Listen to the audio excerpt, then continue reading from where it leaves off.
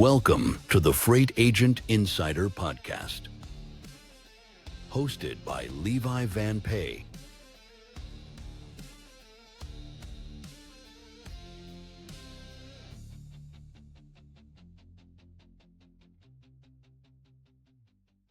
And welcome in, everybody. Good to have you all back for another episode of Freight Agent Insider. Let's have some fun today. But before we have the fun, let me drop a couple of show notes on everybody. I've been talking about this a little bit more frequently, and as we progress through the year, frequency is going to uptick more and more, so get used to it. Be annoyed and come out for FACS 27, the Freight Agent Expo. It's the first ever freight agent-based conference, to my knowledge.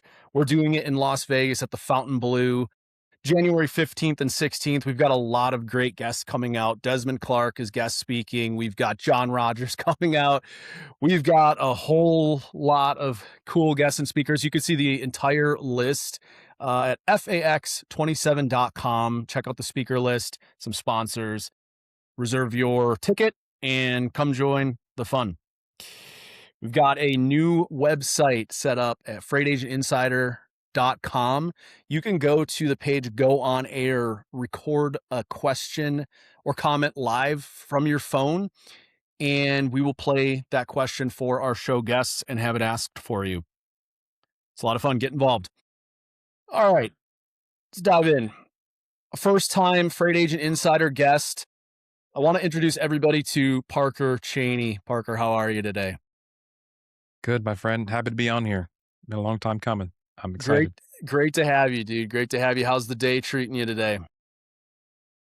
Good. It's Friday, I think. I really don't know what day it is anymore, especially being in freight and I'm not even booking anything, you know? But it's been good. It's been good. It's nice and sunny outside. Can't complain. I'm here with you, of course. Before we dive into the fun questions, there's a very important one I've got to ask you. You've been referred to as the best looking man in freight by many. How do you respond to something like that? You know, I think my wife might disagree. Just kidding. But I might be the baldest, one of the baldest for sure, in logistics. And that, of course, comes from freight and being married with 2 kids and running the business. It just goes away. I've got hair everywhere else, but not in the head. But I do appreciate it. I do appreciate it for sure. The baldest man in freight. I love it. So That's right. Running the business, walk us through your past, your present. What are you doing, Parker? Mm-hmm. So right now, I help brokerages with starting and or scaling their freight brokerage, specifically with freight agent programs. And kind of a funny story on how that got started. Like everybody else, I feel like no one really plans to get into brokerage or freight or logistics for that matter. It just kind of happens. I don't know if you saw my post today. I did. Kind of. You did? Okay, cool. Kind of just got into it because I was working as a CNC machinist, which it was great. You know, I was doing medical implants and instruments, making those things with the machines, and a very cool, very fun, like visually rewarding kind of job, but it was night shift. I had been newly married. I never see her and I'm exhausted all the time and I'm making like just enough money to not worry about it. But at the same time, it was one of those things where like, okay, the only thing I can do is kind of just go to school and get a degree to, I don't know, maybe become an engineer and make over 100,000. And so for those 2 years with a combination of not sleeping, not making as much money as I would like. And then also like, you see everybody on third shift.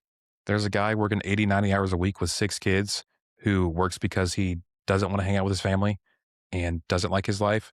I saw that and saw everybody there. I was like, man, I do not want that.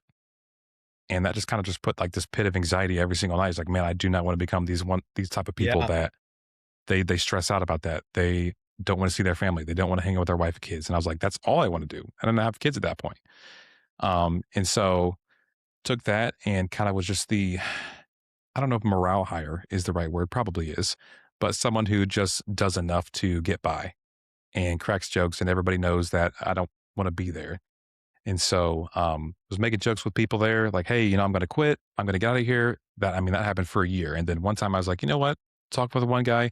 I'm going to set a reminder 4 months from now to quit my job on my phone. And I think within like 2 months after that night, I had started applying to just any and all entry level sales jobs because the guys there were telling me, hey, you're really witty, you're really funny, you don't really work much and to get anything done, but you're probably good at talking to people. And so I was like, sales sounds like a good idea. And just happened to find myself at an entry level sales position at a brokerage here in Fort Wayne. Um, and yeah, quit a couple months before that reminder went off. And really had no idea what I was getting myself into. I None of think us that the do. brokerage I was working at then, oh my goodness, yeah. The brokerage I was working at then, I mean, everybody before they get in sales, you're watching Wolf of Wall Street. You're doing all these things. You're beating your chest. You think, man, that'd be so fun.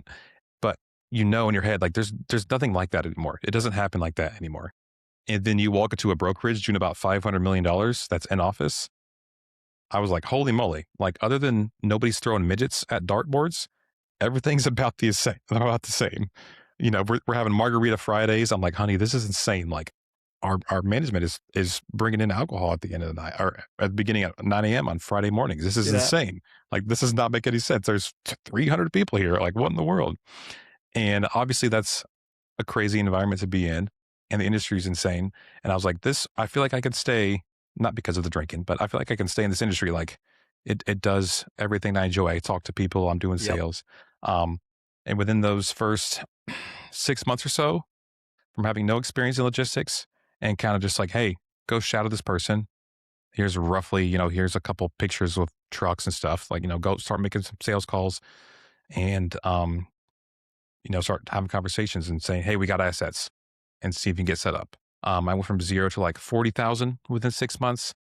And then within that first year, I was at 100,000 a month in gross profit. And it was great. This is awesome. The only issue was I'm making 45,000 in salary and making maybe $300 a month in commissions. And again, not too um, informed on the industry and how things work with margins and whatnot. I was like, I feel like if I'm making the company 100 grand a month, I should be making a little bit more than $300. Yeah. And so started exploring different options and ended up finding a remote job, basically a W-2 agent, about a year and a half in to where I was making a high salary, but also it was a draw and 50% commissions. And I built that up to about 40,000 a month in gross profit, making plenty of money, and decided, hey, now we've done all the right things. Let's have a kid. We've got the house. I've got the finances. You quit your job, end up getting pregnant because we're doing everything right. And my wife quits her job. We go on our baby moon in Florida, and I'm filling out an RFP about 6,600 lanes for a company I'm sure a lot of people are familiar with, Cisco. Never heard of And them. I'm getting really close to the guy. Yeah, right. And I'm doing the RFP while we're on the boat there in Florida. I'm doing it the entire time we're doing that. I'm working the entire time, right? Even though I was supposed to be on vacation. I get back to that after doing it. I get a call from the manager there saying, hey, nothing you're doing wrong. You're making the company a lot of money. You're doing great. Like we have no issues whatsoever, but we're going to part ways. And I was like, what in the world? Like, I'm making you guys a shitload of money. And I also just filled out an RFP where the guy there that's in charge is telling me just put these rates in there and we'll give them to you. You're going to make $500,000, $700,000 a year, like guaranteed. Basically, I'm doing the math over here. Yep. And just get coming back from that and getting laid off. And I was like, okay, like, I don't know if they were bringing it in-house or what they were doing, but a fun conversation, a fun time of life for sure. Right after my wife quits her job, we finally have everything in line. And so that kind of gave me my first taste of, okay, this industry can be a little bit brutal Yeah. and a lot of fun. And so in that, trying to figure out, okay, I've got no insurance and a baby on the way. I've got no income and a baby on the way. And my wife just quit her job. I've got mortgage and everything to pay for. I'm the provider. I got to figure something out. And so I started a recruiting company, just watching YouTube, trying to figure out what can I start with no money and actually pay the bills. And started watching some YouTube videos with third-party recruiting and started my only recruiting business, Chivalry Talent, and which is focused on freight brokerage, and started doing only outbound during that time, sending emails, schedule them on a Sunday night to go out during the week. And then 2 weeks before my son was born, which was actually my wife was 2 or 3 weeks past due. I got a new job out of brokerage because obviously still have to pay the bills. Yep. Not making any money in recruiting. Flew out to New Jersey for a week. And granted, she can have the baby anytime. She is past due at this point. And so we're obviously highly stressed out. We've got no money in the bank. So I'm there for a week. I come back, the baby's born, and I'm running this recruiting business, trying to bring on clients, having sales calls. I'm also working this brokerage doing sales, trying to bring on new business. And things are just getting crazy. And I was there for a couple months, and I had recruiting business was picking up. The work, obviously, with the brokerage was very busy, and it's all the time. Sure, it's 40 hours, but it's really more than that. And about 60 days in, I was laying in bed, just wrestling with it. And just, I don't know if you guys are religious or you are or not, but just kind of just like prayed. I'm sleepless. It's 2, 3 o'clock in the morning. I prayed like, Lord, like, I don't know what direction you want me to go into. I feel like even though I've made no money, you're pulling me into this direction of, being my own boss and starting or working for myself and this recruiting company. I'm very busy. I've got a lot going on. My first candidate started that Monday. Like, I don't know what you want me to do, but I also have the baby and the full-time sales position in the brokerage. Like, can you just like make it clear? Just like make it so clear in my mind. Like, tell me what you want me to do because I feel like you want me to have this recruiting business, but I don't know. Yeah. And so be careful what you pray for because that very next morning, a couple hours later, I log in about 8 o'clock. I see an invite on my calendar from the vice president and the head of HR. And I was like, crap, what have I done? What have I prayed? Lord, I knew I was serious, but like, come on now. So I get on there and of course it's, hey, we're going to lay you off. Nothing you've done wrong. You're doing great, but just like, that's just the direction we decided to go into, Yeah. which is always fun. And so, got laid off. Funny enough, the day I got laid off was also the day my very first candidate started that I've ever placed. And so I'm not sure if you're familiar with how it works in recruiting. Usually it's like 30, 60, 90 days after their first start date that you get paid. And so I was looking at my bank account, which had just gone back in the positive after multiple months of no income and a job that I was there for 2 months. He just started that day and I was like, please, for the love of God, like whatever you need, can you just stay 30 days? That's all I need you to do. I literally am just like banking on this. Like, if I need to send you money, I will. And he ended up staying and ended up placing another person there. But after those 10 months of making no money with the recruiting business, my first month, I did 36 grand. Wow. And so, it goes up a little bit. I'm feeling a little good about myself, a lot of relief. But then what I realized was I can't go another 10 months doing all outbound and trying to acquire new clients because sure, I made 36 grand now, but I need to make, at least 80,000 to just pay the bills. And so started posting content on LinkedIn, started bringing all my clients in from LinkedIn. And the rest is history, but that's kind of the longest short story of how I got into everything. I love it, man. Yeah. It's been interesting to, man, I've seen your LinkedIn posts for years. And it seems like you've had a really solid trajectory with it. In fact, earlier today, we were talking about how the algorithm sucks. Yeah. And it's been kind of brutal lately. But after this trajectory that you've had, Parker, what has it led you to now with, I believe it's called Agent Program OS? Yeah. Yeah. So now it's called Agent Program Operating System because that's what all the fancy kids do these days, I suppose.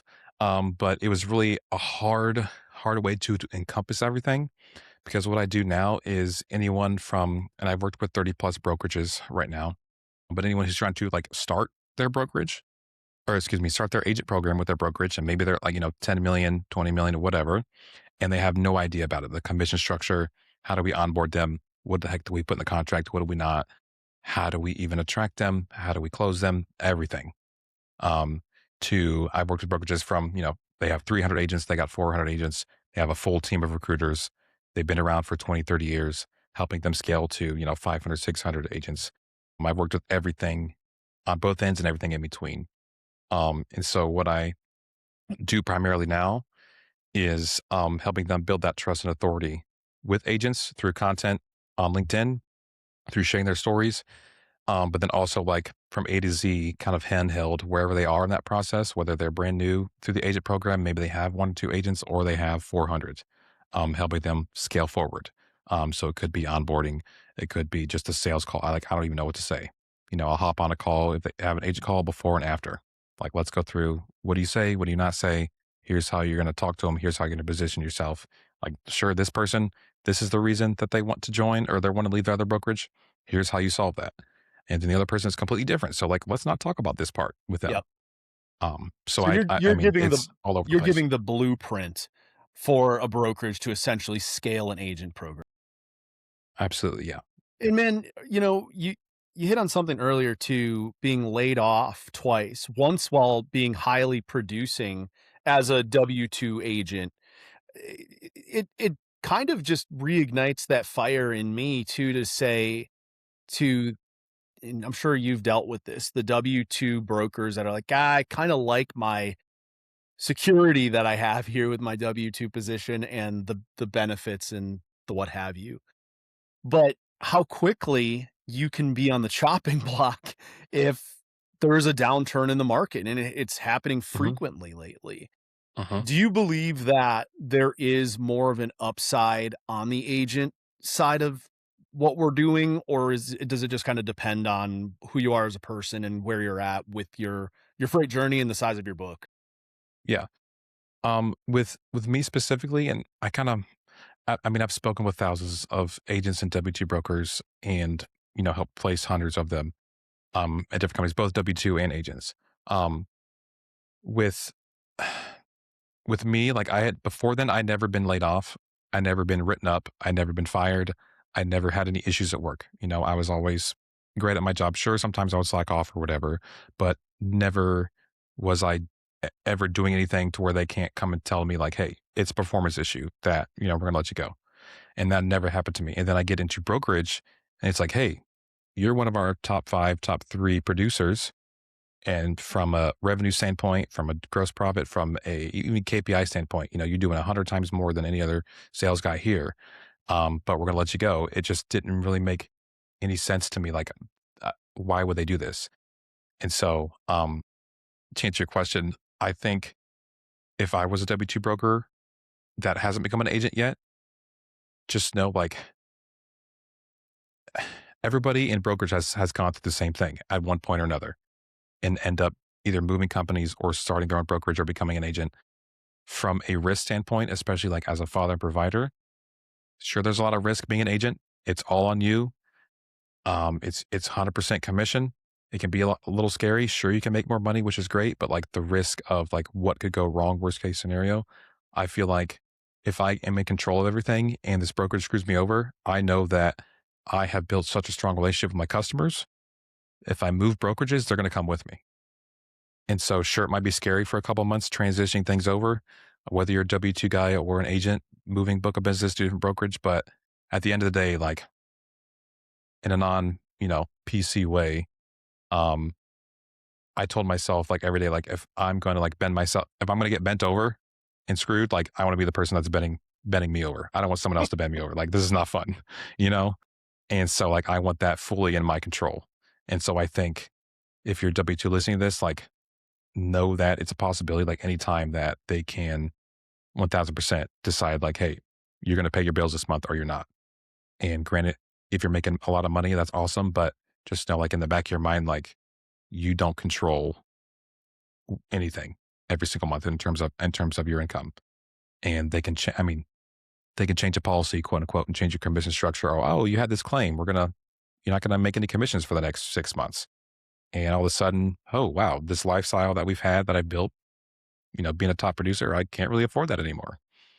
Yeah, and, So and I would highly encourage it. there's usually a ceiling, it seems like, associated with the W-2 broker side where you're kind of maxed out and stretched as thin as you can possibly be, going in early, coming home late, and your income isn't really increasing with respect to the time that you're putting into it, which Absolutely. that's not for everybody, but I've seen it, and that is something to keep in mind as well. This is not to deter anybody from being W-2. If you're an agent, you already know the real deal of it, but something to consider. Um, Parker, a minute ago, we were talking a little bit about your LinkedIn and your history on there. What do you think is the value of posting consistently on social media? And this is not strictly recruiter based, right? Like if you're an agent or a W-2 broker, what is the benefit of this? Yeah. So I try to explain and like show everybody like if you are to create content of any kind, simply just share what's going on every single week. And you never know who you might connect with, who might relate to it, who might see, oh, okay, wow, that guy actually really knows what he's talking about. Like you never know what could happen from that, and it doesn't take a lot of time. Um, and I feel like people have been talking about brand for years now, but we're still on the early side of it.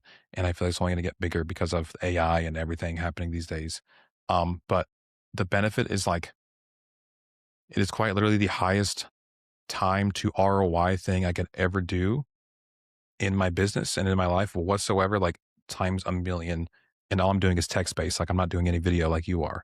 Um, and if I can spend an hour a week, which myself and my clients do, takes about an hour, and create content that will build trust, form a relationship with somebody, and build authority with them, and build that relationship with them without actively having a conversation. And then when all of a sudden, whether it's a shipper, whether it's an agent or a broker or an employee that wants to switch jobs or whatever's going on, guess who they're going to go to? The person who's been building that relationship, building that trust, building that authority with them every single day through an hour's worth of work.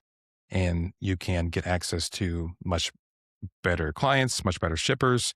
You can charge them more. They stay longer. I mean, there's a million different reasons, and talent as well, higher access to talent.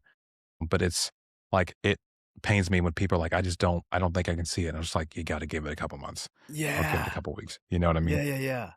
There's a lot of people that have told me, I don't know how you post on LinkedIn all the time. It's soul crushing. And I don't believe that. I don't believe that I think what that is a lack of authenticity. It feels soul crushing when you're pretending to be something that you're not. You don't have to be an expert at all. Like I was adamant, even when I started this podcast, I am the opposite of an expert in almost every way. The beauty of it is I've gotten to learn from amazing people like yourself, Parker, and Oh, thank you. that's fun for me. But the point is just be curious. Be curious Right. about things and be willing to be open and expressive of that curiosity. And I think that's what builds trust with people. 100%. Yeah. And I think what people's biggest issue, especially with clients and I've worked with, I did, I don't know if you saw this, but for like a past year, I worked with recruiting company business owners. And that's a whole long story that I won't even get into. Um, but worked with them. And so, but I don't know, 50 or so of them. So, over 100 plus people out of various industries. I mean, my mom, who owns Chick-fil-A, helps her get employees, management level employees with their LinkedIn, which is crazy. Software companies, friends that have software companies or coaching or consulting, recruiting business owners in any niche, and then freight brokerages, both from a shipper standpoint and from an agent. Obviously, I know a little bit more on the agent side, but it does work on the shipper side, and we've had success with that. Um, like, don't worry about what people think when you're posting the content. What I told myself, because it's not fun. Like, oh, I've been a broker for 20 years. I don't want to post content on LinkedIn. That's weird. People are going to see that. And it's like, if this thing is going to be one of the highest ROI things that I can do, that's going to take maybe an hour a week.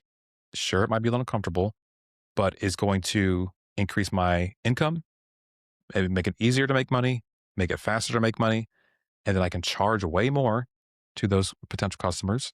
And then also they stay way longer and refer other people and they love me and want to work with me. It's going to make my quality of life and business so much better. Why would I not do that? And I'm not a nihilist, but we're all going to die. Like, who cares? And maybe I have a little bit of, I don't really care what anybody thinks. My wife will definitely agree with that.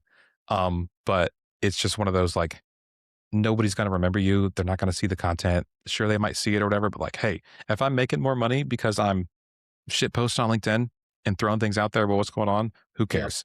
Like, Yep. life's better all around. It is. I don't think it's a nihilist view at all. It's probably more realist. When Craig Fuller was on here, he actually said something very similar. He shared a similar sentiment. Stop caring so much what people think about you and what you're posting because nobody's going to remember it. you could extrapolate that to life in general. Like, I will do some of the dumbest and say some of the dumbest things on Desmond Clark's podcast. I'm sure a lot of you are going to see this coming Yeah. up. I talk about assless chaps, and Yeah. it's all like, people are going to be like, this guy's an idiot, or they're going to be like, that's really funny, whatever. Doesn't matter, because in 30 days, nobody's going to remember any of it, because everything moves too quickly. And there's just more important things. The bottom line is nobody cares about anything nearly as much as we care about it for ourselves. We are our own, what's the phrase? Executioner, jury, I know blah, what blah, you're blah, talking blah. about. Yeah. Yeah, Yeah. yeah, Yeah. yeah. Brain's not That's working right now. us. Yeah. Yeah. People have got their own problems is the bottom line. So I agree with you, man. Go out and just do it, have fun with it, and make something of it, because your alternative is to be chained to a desk for 40 years. Yep. Yeah. Which, no, thank you there. And it's hard enough working for myself and staying in my office. Like, I live in this room Yeah. 24/7 in my basement.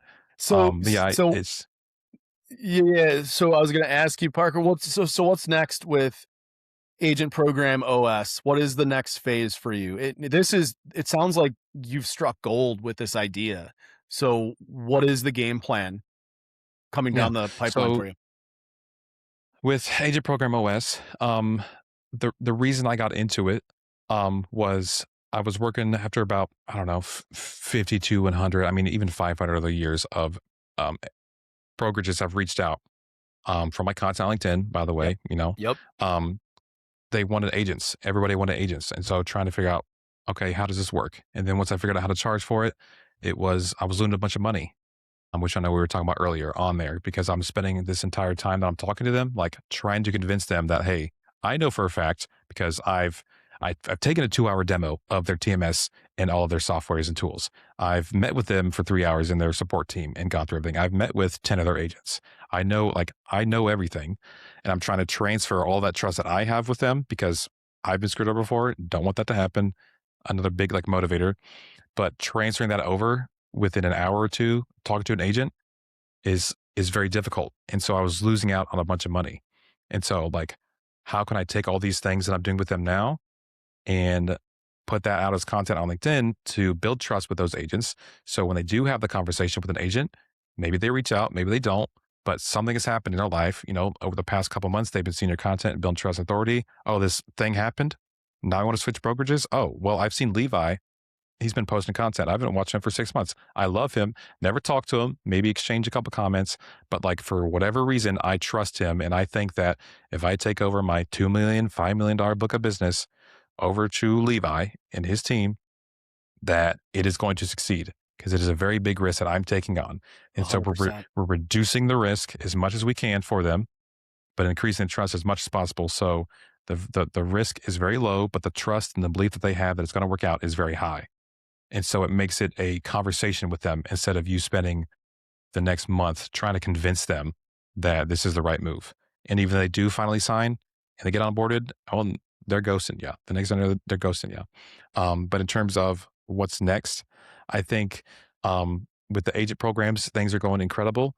And I've had some success on the shipper side of things. Starting to work with a couple of brokerages on, like, hey, let's use the same strategies that I've worked in various different industries with different avatars, different offers, different services, inside and outside logistics, and try to go after shippers, because I know that I think that's kind of the next step with it. My only thing is, like, I never did it for myself as a broker. But I know that, hey, if I could do it, hey, I've done it 100 times with different brokerages. It works. I know what I'm doing here. I think that's probably the next step for me in the future, for sure, is helping brokerages with shipper acquisition. My biggest question for you, PC, is this. There's a lot of recruiters in the agent space now, and it seems like it's just gotten more and more condensed. There's just more and more of My us. fault. Yeah, thanks. But I want to ask you, what do you think the hardest part is for an agent program to successfully develop a freight agent recruiter? And this is the most bizarre position that is possible. I don't know how to explain it to people. People still think I'm like in a pyramid scheme or network marketing. It's crazy.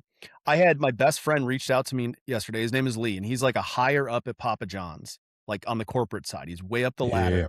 And he's like, I have watched you do this for years, and I am finally convinced, like, I want to do this. How do I get involved? Reason being is like, just like you said, it's like the trust building thing that goes on and on and on. But I don't know what the magic, I guess what I'm getting to is I don't know what the magic formula for successfully recruiting agents is outside of simply building trust. I think the easiest and best way to do that is the posting and getting your voice out there and being authentic, as a lot of people would probably say as well. Give me your general thoughts on this as an expert in the Yeah. area. So if you were, let's say you've got a $10 million brokerage, or you're starting to explore the agent program, or maybe you've had a little success, you got one or two, or you're just getting into it, nothing crazy yet. And you either want to do it for yourself and recruit the agents, or you want to hire a recruiter. If you're going to hire a recruiter, I cannot stress this enough. I have banged my head against the wall many, many nights over the last couple of years. Do not hire a recruiter that has never booked a truck in their life. Please, for the love of God. If an agent gets on a call with somebody and they have no idea what a Conestoga is, or a Yeah. flatbed, Yep. or any sort of type of truck, and have never Yeah. booked anything, they've never lived that life, the agent, no matter how much content and trust you're building on LinkedIn, they do not care. They know for a fact, okay, this person has no idea what they're talking about.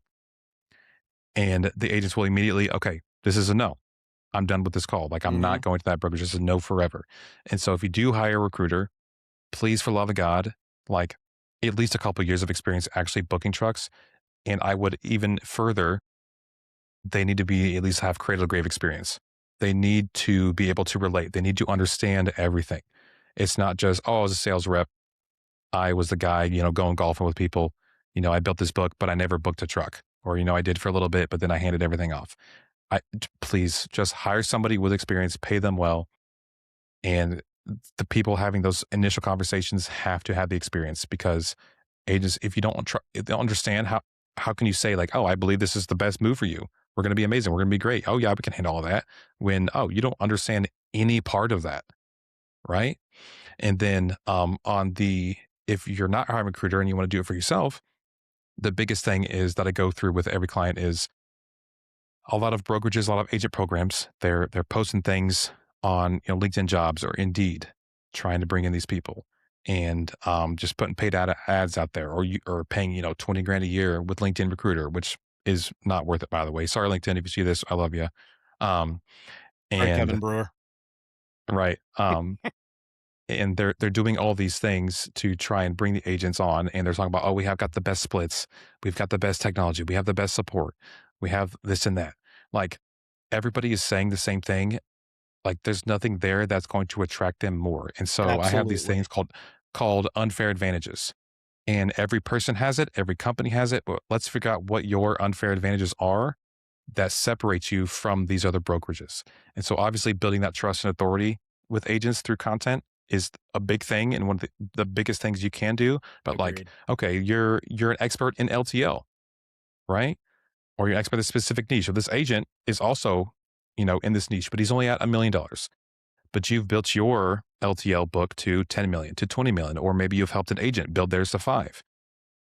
You have an unfair advantage where you can go to that person, whether you can share it through content, through stories about how you've done it, or you can go to them and say, hey, I've built Levi's LTL book of business. He was at 1 million. In the past year, we've put him up to 2.5, and he's on a $5 million run rate, year 2 or year 3.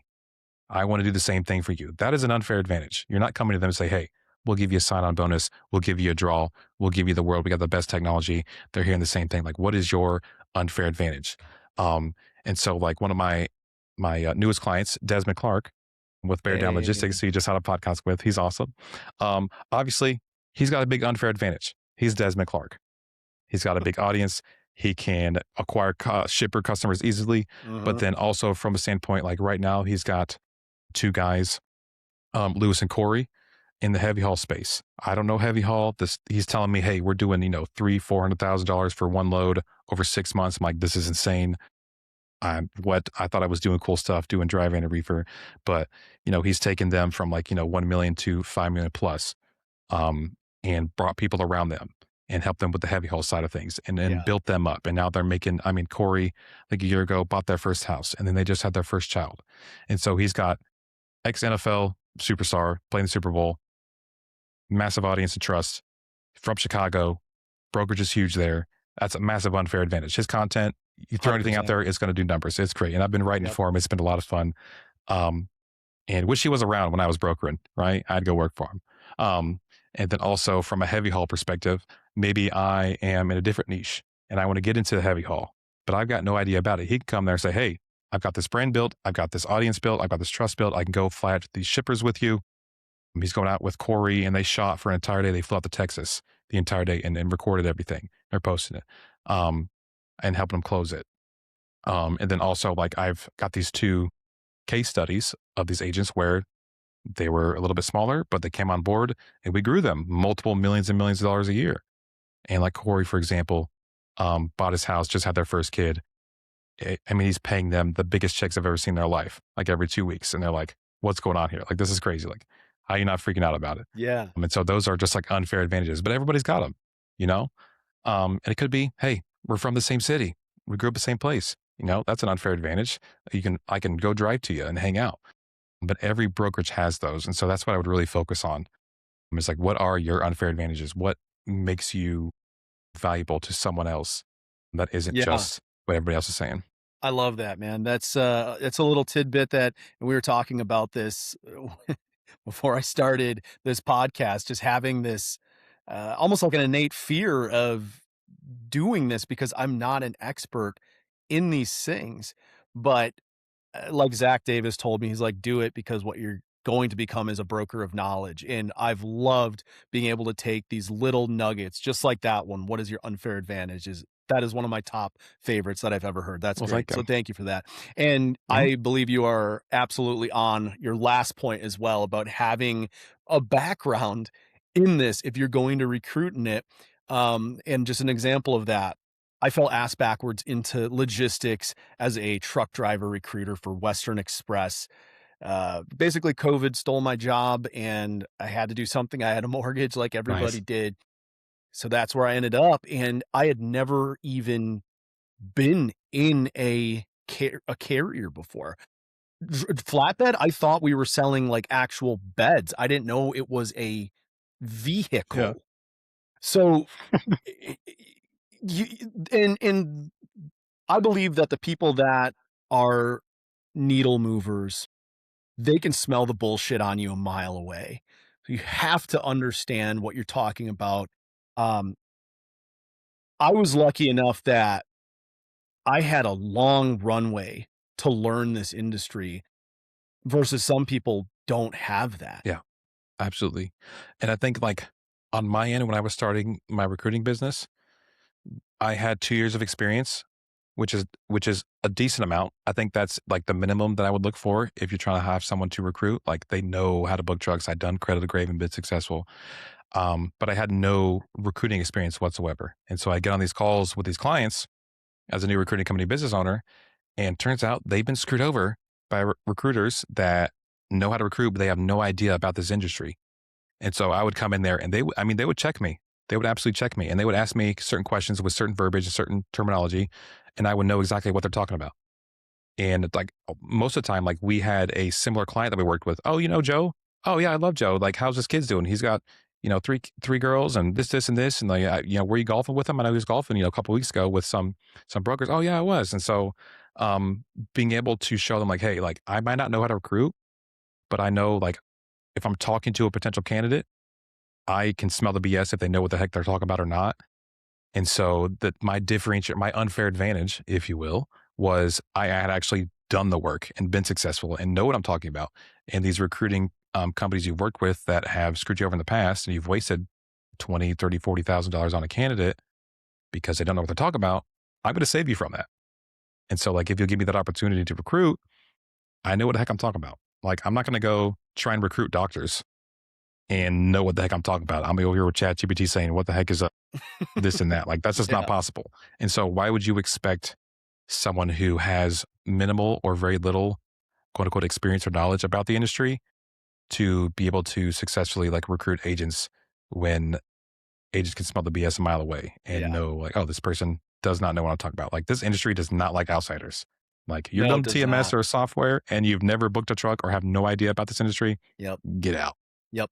Yeah, kind of on the same Desmond Clark vein here. I don't know why heavy haul has become such a massive topic within me lately, because everybody I'm talking to lately is heavy haul oriented. But quick shout out to Patrick Gray and the really, really cool heavy haul software he's designed, and in the course of designing, he's a massive heavy haul agent, and he's just digging deeper into that niche. And I think that's a beautiful thing, because you're living it. You're going to just improve the quality of that niche as a whole. All right, we are well past the time limit. Parker, give us your greatest tip or advice for all of us listening in the freight industry. Anything that you got for us? In the freight industry, well, I haven't been booking trucks in a couple of years, praise God. But in terms of the agent acquisition or even shipper acquisition, which I've dabbled in a little bit and helped people with, everybody's got an unfair advantage, right? You just got to figure out what separates me, what unique unfair advantages do I have over somebody else? Is it an experience? Is it a shared experience? Like I was terrified to share the story about me getting laid off because people, oh, well, he got laid off. He's probably a horrible broker. He doesn't know what he's talking about. Actually, turns out got a lot of business because everybody else has. Is it a niche? Is it an expertise that you have? Is it, you've mentored someone, you've grown your business. What is your unfair advantage that you have? And then if you want to use that, and I tell everybody, exploit the heck out of your unfair advantage. No matter what it is, you crank the heck out of that thing because that's the moneymaker right there. Share that story on LinkedIn. It's not that hard. Just go back on your past week. What happened? What went wrong? What went good? Where did I fail? Where did I succeed? What conversations did I have? And then just set a timer for 15 minutes and just write out what happened and post on LinkedIn. Don't think about it. Just tell the story. It's really not that difficult. And I personally do take way too much time and think about it way too much because every post has got to be a banger, but like, it's not that hard. Done's better than perfect. Just throw it out there and just wait and you'll see the fruits of you spending those 15 minutes writing a piece of content, because money's going to come a lot quicker, a lot faster. Life's going to get so much better. And all of those bad things you're trying to avoid will go away. And it's all euphoria from then on. Yeah. Yeah, it's so true. I preach it as well with you, Parker, for recruiters out there. Post on LinkedIn, post, and don't just rattle off AI slop. Put yourself in it. Like, people want real. People don't want, this is the best program for this reason, X, Y, and Z. Like, nobody gives a shit, to be frank with you. We don't care. Talk with enough agents, simply do not care. Signing bonuses don't matter. Be real, be authentic, and people will trust you. All right. Thank you guys so much for joining. Parker, thank you for joining. You're awesome, man. Pleasure. We'll be back next Monday, 9 a.m. Central with another banger. I got to start using that word more. I love it. What, banger? Banger. Thank you for watching the Freight Agent Insider Podcast. Like us and subscribe on YouTube, Spotify, TikTok, and LinkedIn